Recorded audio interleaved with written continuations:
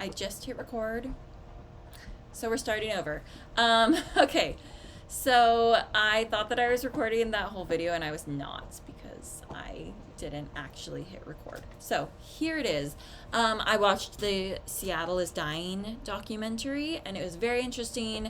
It was really sad to see the business owner who was having all sorts of issues just right outside his door.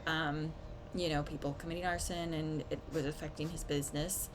And I agreed with a lot of what he said. Just like, I don't know, there's got to be something they can do because it's so out of hand. And then the guy talking about going on doing a carpool, and that he just talks about it with his kids, because what else, you can't just like pretend it doesn't exist. The people in the town definitely feel very powerless to deal with it.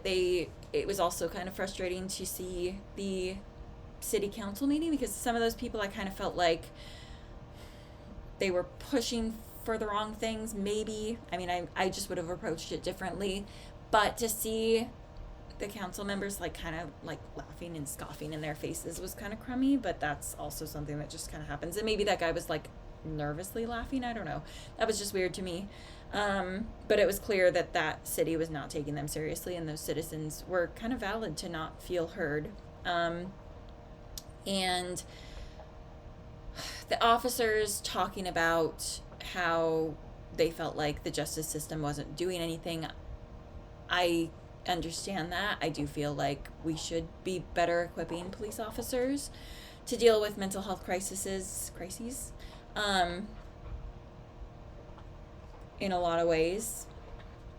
The mayor talked about okay, well, it's not fair to say that homelessness is the same as or affected by crime, and obviously they proved her wrong right away. But it does cost the city a lot of money, the increased garbage and how much it costs to put up the fences, everything like that, longer wait times in emergency rooms, and just the fact that people are avoiding downtown Seattle. The footage of the cemetery choked me up a lot, because I actually have a sister who's buried up in Seattle. So seeing that just was very upsetting. It wasn't the same cemetery, but it just knowing, I don't know, that really felt like a punch to the gut, just seeing that happening at any cemetery. So the Scott Lindsay made that list, and I thought that was really interesting, because he also kind of addressed it with a little bit more compassion. He recognized that I don't know, he just recognized some of the issues, and it felt like he was actually looking for a solution, and digging deeper, and that was kind of neat to see. He said all individuals on the list had addiction disorders. They were all experiencing homelessness, but only about half had been evaluated for mental illness. Homelessness itself is not the same exact issue, obviously, as a substance abuse disorder, but the intersection was something he was just noticing, and also kind of tied into the lack of response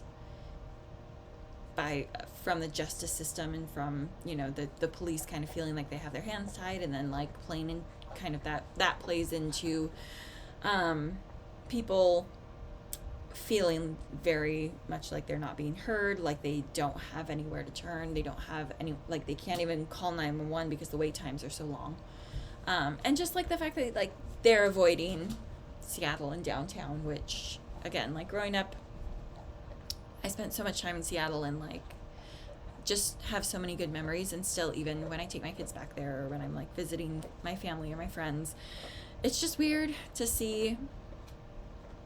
just drive through areas that are so different than they used to be.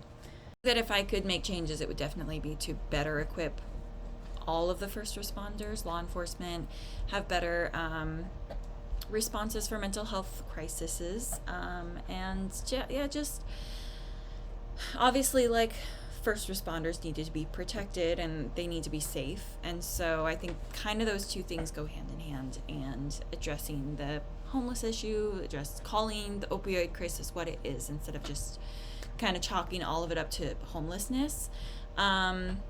Yeah, better enforcement. And also, like, I am of the belief that, like, the justice system is so broken, and I'm not saying they need to just, like, come down with the hammer even harder, but, like, we need to make some very big changes so that, it's more effective, but, you know, like, not saying that, like, uh, punishments should be stricter. I think that we need to see the problem for what it is. And again, like they addressed in the video, homelessness and substance abuse go hand in hand, but they're not always. Like, you can't just look at the camps and be like complaining about the homeless people. It's like, that is the opioid crisis, that is mental health crisis.